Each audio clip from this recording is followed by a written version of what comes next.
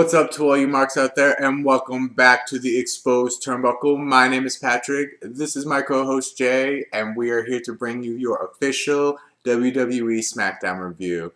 And thank God that this show was everything that yesterday wasn't. Yes. I was entertained. Yeah, for real. There was no point where I was even drowsy in this one, let alone falling asleep. Granted, it's only 10. That helps. Yeah, true. Overall, this was a really good show. This was the kind of caliber show that Raw should have delivered as their take-home show. You would hope. Yeah, for sure. There really wasn't a lot of filler stuff in this. It was really straightforward. Jinder and Orton, crapness. But other than that... As expected. Yeah, not too much. But yeah, overall, way better. Much better, WWE. Good job. Good job. And picture-in-picture. Woohoo! Yeah, true. Picture-in-picture minus the main event, As always. We can't. Why? You tease us. Main event and Raw, no picture-in-picture. It's like that hot girl. She's completely naked, but can't quite get those panties off yet. You gotta wait for the panties. They can't do picture-in-picture after 9 o'clock. Yeah, it's like 9:30. Prime time. These dudes are paying big bucks because it's main event slot. So no more picture-in-picture for you. So basically, just to start off, Patrick showed up just a little bit after the start, so he missed the very beginning where all 5 women kind of had their backstage, almost like vignettes, basically saying, I'm going to win the elimination match, and I'm going to be the #1 contender. It's my time, blah, blah, blah, blah. And then Kevin Owens came out to start Kevin Owens' highlight reel. Highlight reel. I'm so wrong with Team America. Fuck you, Hunchbacks. How you like that? Team America. Love it. America. Kevin Owens highlight reel. And basically he said that he's the greatest. Typical Kevin Owens. I'm going to get through this. The Kevin Owens promo, and that's when Patrick actually walked in. So I tried telling him we didn't miss much, but that's all it was. Yeah, he was hanging out with his buddies at the bar. He's like, yeah, I'll probably show up a little bit late. So it was like 7:50. So I was actually heading out the door, and as I was heading out the door, I got a text. It was like, oh, I'm coming. You still coming? So I read it, but I didn't respond because I was like, oh, I read it. He'll obviously think that. I had it on DVR. So my thing was... first off, it did not show as red. So that's why I said yeah, so I get there, and I have 3 face messages. It's like, you coming? No? All right, I'm going to start then. I'm like, what the fuck, dude? No, it did not show as red. I thought you were probably passed out or something. So I'm like, oh, it's on DVR. I'm just going to start it and I'll fill you in. But you came basically immediately. Anyway, the promo called out for his guest, Shinsuke Nakamura. Kevin Owens talked some trash about Shinsuke. I forgot what he called him. He said that he didn't give a shit about him being a rock star. And he said that's when the music was going to die on Sunday, which was pretty good. It's good line. Then Shinsuke said Kevin Owens in his accent, and then Baron Corbin came out. Corbin interrupted and basically called Kevin Owens Cartman again. And he kind of does look like Cartman a little bit. And basically he said, this is the highlight reel, and I'm the only one who's producing highlights showing him beating up Sami Zayn last week. And Kevin Owens goes, whoop-de-doo, you beat up Sami Zayn for 2 minutes. I've been beating him up for 15 years. And they were kind of going back and forth. And then it ended up being Nakamura coming back and reminding Kevin Owens that he pinned him last week. And then reminding Corbin that Sami Zayn beat him twice, which pissed Corbin off, and Corbin went to attack, and then it was a 2-on-1, until Sami Zayn reappeared and evened the odds, and then proposed a tag team match, which happened right after this. Sami Zayn, rapid, fast healer. Like, Pokemon can't even heal that fast. Alright, so then we had the impromptu match between Corbin and Owens and Nakamura and Zayn. This is actually a pretty good match. Yeah. Zayn went for tornado DDT. Zayn caught him with great power, or Corbin rather caught Zayn, lifted him back up, shoulder pressed him. That was a really cool spot. Zayn hits the Blue Thunder Bomb. Not even a pinfall attempt this time, so the Blue Thunder Bomb is descending down. He's starting to realize. You can't even get a 2 count anymore. It's just kind of a just move. Realization. No pin attempt. He's like, I'm not going to pin him. It's not going to So Zayn hits the Blue Thunder Bomb. You think he's going to get the hot tag to Nakamura. Corbin does the smart heel move, jumps in the ring, knocks Nakamura off. No hot tag. Zayn knocked Owens into the corner where Corbin was. Corbin didn't see it. He's like, what the fuck, bro? And Owens just kind of shrugs him off. Corbin turns him around, gives him a nice solid punch. Then Sammy knocks Corbin out of the ring. That leaves Owens stunned on his knees, and boom, Kinshasa from the King of Strong Style, and we have a face win. Again, pinning Kevin Owens. Yep, so that's 2 in a row if you guys are counting. And later on, it is announced next week, it is Shinsuke Nakamura versus Kevin Owens in a one-on-one match, possibly being 3rd week in a row.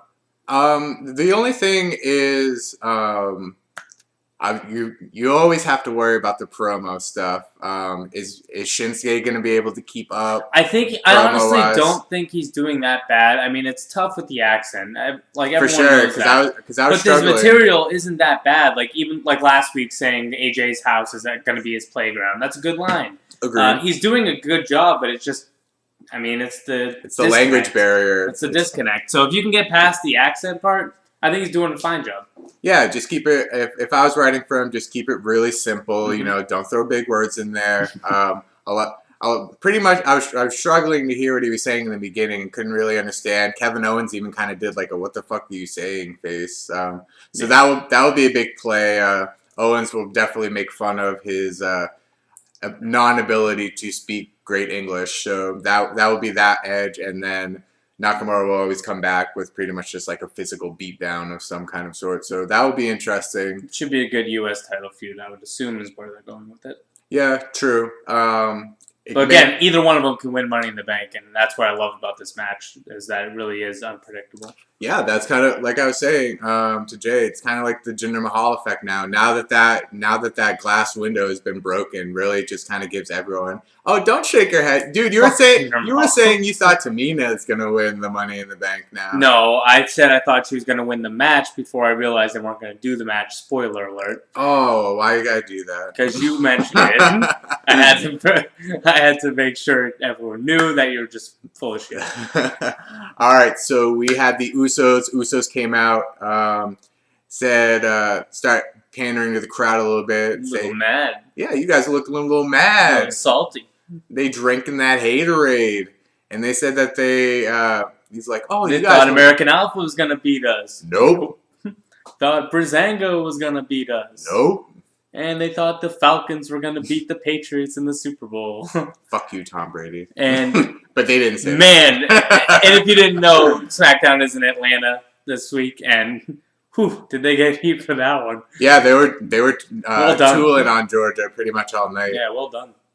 Then we had the New Day. The New Day is finally on. Actually, when they were when Big E does his yell in the beginning, like first like 2 or 3, it came in really soft. So production crew, geesh, get on your shit. Had a rough couple weeks. So they're debuting Xavier's hometown. Yep, Xavier Woods' hometown. All their hips appear to still be working. Lots of thrusting, lots of gyrating and vibrating. Xavier's mom has a nice shirt, apparently. Never got a visual, but I'm assuming it's a New Day shirt. Yep, and basically Big E comes up and he says that they likes them titles and they wants some. And day 1 is still H.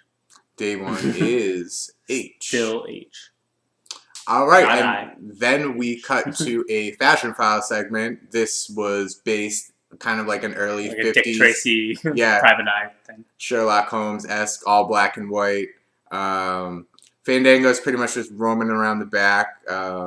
Said he always had an eye for fashion. He comes back to his Fashion Files department and he goes, Sweet Richard Simmons, what is this? They're just so ridiculous. Goes in. So There's a missing bulletin on the board for Chris Jericho. There is a Sergeant Slaughter. No, it's Big Boss Man. Oh, Big Boss Man. Yeah. That's what it was. Big Boss Man photo. So I love those little random ass callbacks in these Fashion Files things. My favorite part. well, if Random nothing little else, if they're not going to get that tag team title push, at least they leached on the Fashion Files. So no matter what, you'll pretty much always see them, at least for a couple minutes, anyways. This wasn't as entertaining as past Fashion Files, but they had a few good lines in there. Yeah, Fandango looks at the wall, and there is a shapely lady figure. Looked a lot like Lana. I'm just saying that now. I was like, wow, is that Lana? And we pan to it, and it is Boner Direct. Tyler Breeze. Tyler Breeze. In another woman dress. I don't know why my partner is still undercover. And then Tyler Breeze was like, my partner still thinks I'm undercover. which is pretty. And then they apparently could hear each other's thoughts, which was really funny. That was probably the funniest part of the entire thing. Yeah, so Fashion Files. Trying to figure out who trashed our office is where they're going with that. Just a cute little thing. Keep them in the loop. Yeah, keep them relevant. Mop this, wow. Mop. Mop. Yeah, true. MOP. I guess that works. And Soak up the all the buzz that they're getting right now. Just milk it as much as it is. It's fun. People like it. Cool. People enjoy it. Same kind of thing that kind of like a New Day buzz. That kind of feel. And actually, with the New Day, we were talking about it. The break might have been good for them because I forgot how entertaining they were. Yeah, they came out like, wow, I forgot they were really good. I mean, when you're champions for 483 straight days, it just gets tired, and so it's probably good. It was refreshing. No pun intended to Kofi's ankle. They were goading the Usos. Kofi was being held up by Xavier and Big E, and he's just kind of doing some kind of pelvic gyrating. Wasn't the Usos the first feud they had when they won the belt? I was literally thinking that. I'm like, even though we've seen I was going to say, they had really times. good chemistry, and then I realized, I think that was the first feud they had when New Day was a heel group, and then the Usos were a face group. It's something, So it's like something they flip new roles from a little bit of something old. Yeah, it was good. All right, so next up we had the Fatal 5-Way between Tamina, Carmella, Becky Lynch, Charlotte, and Natty for the #1 contenders for the women's. So everyone starts brawling, and apparently the match never starts. You gotta be, apparently every single... I love that word. If you haven't seen it on YouTube, you won't get it, but it's fun. I don't get it. It's the apparently kid. Anyway, go ahead. Oh, on another side note too, as we were watching SmackDown, Charlie Bit Me, the Charlie Bit Me baby, he is all grown up now. Charlie. It's like, hey, you want to see something that'll make you look old? And so he shows you a picture. Charlie, ouch, Charlie bit me. Charlie's all grown up now. Ouch, Charlie. Charlie is a teenager. Charlie. So anyways, get back to this match. There's just melee everywhere. Becky Lynch climbs the guardrail and hops on Carmella. Tamina's clearing house, and then Natty starts it, and then Charlotte and Tamina and Natty start. Fuck those papers. Clear that table. Yeah, they start teasing. They start teasing the table pretty much the whole way. Charlotte ends up putting Natty through the table. Shane comes out. Not straight down to business. No, he's got to get it. He's got to get his sneaker shimmies in, and I'm watching it, and I'm just like, why? Like, what he did? He's Shane McMahon. That's why. This is his show. I got something to say, but first, I want to dance. That's all I thought about was the DX thing. I just want to dance. I just wanna dance. Stop it, you idiot! Stop it. So then Shane drops a bombshell. We will have our first ever Money in the Bank #1 contendership between all 5 ladies. While he's coughing, great move. Honestly, I'm really looking forward to this. Again, I think any one of them could win. Some a little less than others, but any one of them theoretically could win, and I wouldn't be surprised with anyone. What I was curious, and I mentioned live when I was watching it, when they made the announcement, I was like, well, what the hell is Naomi going to do? Are they just going to give a Seriously. title shot to Lana out of nowhere? Or like what's going to happen with her? I'm assuming she'll have a title shot. Maybe or she'll title just be like defense. ringside or something. Just be like watching. It's just weird. And No title defense whatsoever. Unless someone's debuting or something. I don't know. Very curious to see what they're going to do. That's why I thought originally I said Tamina I thought was going to win the Fatal 5-Way because then Naomi has a match with someone. And you still have star power in the ladder match, which I assume was coming. But they didn't go that route, so I have no idea what the hell they're doing with Naomi at Money in the Bank, if anything. So we'll see. But I'm really happy about the ladder match for sure. Yeah, definitely. And good powerbomb spot from Charlotte. Yeah, I hope we get to see a Charlotte moonsault off a ladder. That's the spot I'm looking forward to. That should be crazy. Real quick on this segment, at the beginning, I know we were both thinking the same way, like, how is this match not started? I'm very confused. Why aren't you just starting it?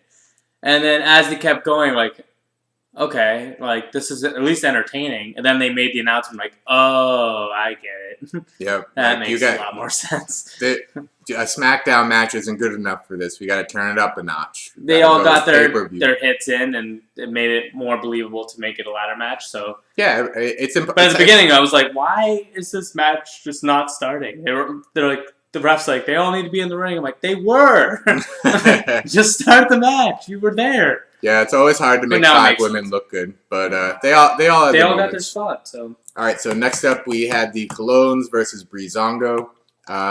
Match was pretty much blasé. Match again. Yeah, Tyler. A little too much this week, if I'm being honest. Breezango's very entertaining, but eventually the costume thing, and it's starting to already get a little old. So hopefully they don't do it for too much longer, but. It was just, that's all it was. It was a comedy match. Yeah, it was pretty basic. Tyler Breeze changes into his janitor outfit halfway through the match, and then the match ends with one of the Colon brothers fighting with Fandango over the broom. Fandango lets it go, and the Colon brother runs right into the I'm Prettier, and Breezango gets the... Huh? Unprettier. Unprettier? Yeah. Like UN? Like Christians, unprettier. Oh, gotcha. Unprettier. I got you. Rather. Yeah, don't really watch a lot of Breezango. We'll see them wrestle or like win. Yeah, that's the main thing is that they don't really win. If it's not the Last Dance, I didn't even know Tyler. And when they do win, they usually give it to Fandango. So yeah, it just gives them a little win. Let Breezango kind of soak up the cheers, soak up their hot moment for a little bit. But not much to write home about. Cologne still jobbing, still doing their thing, and we shall see what happens. So next up, I was watching 205 Live. We had AJ Styles backstage. AJ basically says that he's going to use this match as a tune-up against Ziggler. Great competition, grind their teeth against good competition, and he's going to mop the floor with Ziggler, win the Money in the Bank, cash it in, and become 2-time WWE champion. Ziggler comes in looking all cocky and shit, and he's like, well, I'm the only one in this match who actually won Money in the Bank, cashed it in, and won. And so then he goes, oh, you look like you got something to say. Do you want to go right now? And then after kind of 4 awkward seconds of nothing, AJ pulls off his shirt and he's like, yeah, this is how we do it down in Georgia. We can get it right now. And then Ziggler goes, I'll see you out there. Okay. No, JBL kind of saved it a little bit by saying Ziggler's playing mind games with Styles. He saved it a little bit. The heel mind games. I mean, once he said that, I was like, yep, that's fine, whatever. So it wasn't really that awkward, in my opinion. But yeah, it looks like they're really pushing Ziggler being the only one to win it, which they should. Makes him credible. And after the main event, I honestly kind of want to see Ziggler win it. Yeah, dude, Ziggler's catching his fire again, and the Ziggler Styles match, that can be good anytime. Ziggler works well with anybody, and like I was saying to Jay, Ziggler and Styles are a lot alike, very similar. We'll get to that main event in just a second. Yeah, first up we had the bathroom break. The Randy Orton promo. Oh, the WWE Championship promo. Yeah, it's so should never be a bathroom break. It's terrible. Basically, Randy Orton starts blabbering about his family heritage. Starts talking about his dad, about his grandfather, how his grandfather If he was alive right now, he would kick the shit out of him for losing to Jinder Mahal. Yeah. And that's probably true. Basic face promo talking about family, the legacy, if you will, of Randy Orton. Back in Randy Orton's heyday. Yes, that was a nice little callback. But yeah, that was basic face promo, and then Jinder Mahal's music hit. Yeah. He's Came the future. Yep. The current, whatever the fuck. Said he's the past, present, and the future Maharaja. Pretty much the same stuff. Same shit. At least he didn't mention how many people were in India. At least I didn't hear it. 1.3 billion. Maybe it's because I remember. Yeah, it was crazy to see all those random news stations. Like, that is why Jinder won. You see all those breaking news stories all across all the foreign waves. That's why Jinder. Hey, okay, Fabe, if you're watching, Cedric Alexander's on. Oh, he's back. Yep, but he's not with Sasha. Not good enough for Sasha. He's still on the truck. All right, so then we had the Ziggler and Styles main event, and this was well done. Probably going to be easily match of the week now that the week is over. Yeah. So we had a really good back and forth match. Ziggler was on the offense for most of it.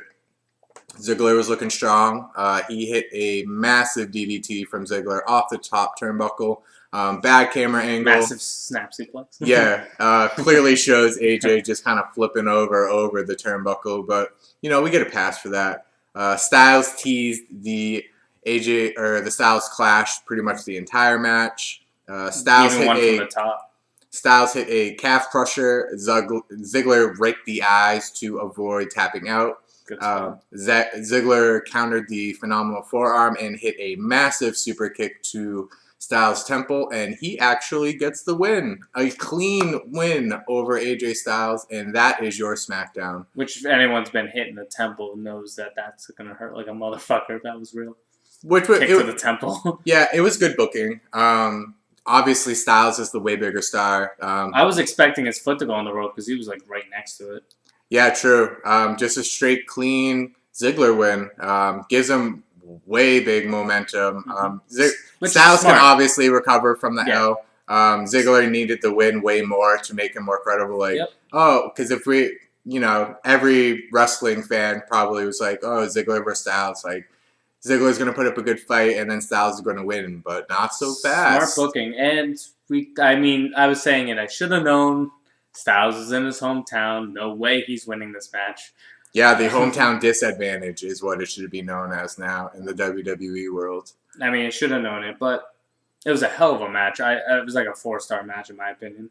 Oh man, 205 Live, so exciting. Who the fuck is that guy? Sorry, exactly. Never seen that guy who's facing Cedric Alexander. Anyway, all right, so that was SmackDown. So what did you give it? I'm gonna go 6.5. There were some good matches. There was decent promos. It really pushed it forward. 6.5, 7. It's in that range.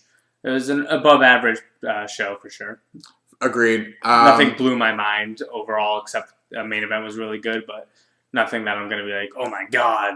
But it was a really good show. Again, I would have to agree on this one. I would say definitely 6.5. Definitely twice as good as Raw. But I mean, just our review is probably twice as good as Raw was yesterday. So, that's and not saying by much. 11 o'clock, you might have had the same number of views, too. Yeah, for sure. This was really good. I enjoyed it. Everything had meaning. Even the filler stuff that I thought was filler really isn't filler because, it did have to do with the championship, which is sad that I think that way. But I think a lot of us thought that way, that the Jinder Orton thing was just kind of garbage. That shit just needs to end. Yeah, it's not filler. It's just garbage. It's like saying the Alexa Bliss thing from yesterday was filler. It's not because it's a championship story, but it's crap. I actually was reading an article saying that WWE acknowledged that segment was trash. They should. It was just kind of like, whoops, won't do that again. Yeah, that's because the guy probably got fired. He's fucking terrible. Or they sent him to SmackDown to write the Jinder Mahal promo. You know what's going to be good? Having past Bayley friends and boyfriends just randomly making out and then just having some old ass elementary school lady. No, what it is that The Rock and Mick Foley and The Rock, This Is Your Life thing that they did the first one was so good that they've been trying to recreate it over time, and each time they've just failed because you can't recreate the magic that those two had. And it was The Rock. Alexa Bliss is one of my favorites, but she's not The Rock. So I mean, like, they're just trying to recreate it with not the same charisma in the ring, and that's what happened. True. All right, guys. So that is going to do it for us. If you guys liked it, be sure to drop some comments in the drop below. You guys want to get on one of our random streams? Hit me up with a DM. At P Faded. We're always down to work with people. At J_McMahon. We had Rage the Lunatic on our Monday Night Reviews. Again, thanks to you. So we're always down to put people on. If you like talking wrestling, even if it's for a couple minutes and you want to just give us your thoughts on the show, quick thoughts. Yeah, by all means. Pop in on the Skype. We'll put you on real quick, give you your thoughts, and you can move on or you plug something. We don't care. Yeah, go. Use us as a platform if you want to plug that channel. We're all in the same boat, dude. We're all trying to come up. We'll spotlight you if you guys have stuff interesting and it's going to make our show entertaining, and we can help your show out by pushing it out a little bit more. We're all for that. We're all for interacting and stuff. So be sure to be sure to subscribe. Check out the Raw review and how we thought about it, and as you might have already guessed that we didn't like it. But check it out. It was good stuff with Rage, and this one, check out this one, and check out the videos coming up this week. And until next time, you crazy kids, see ya.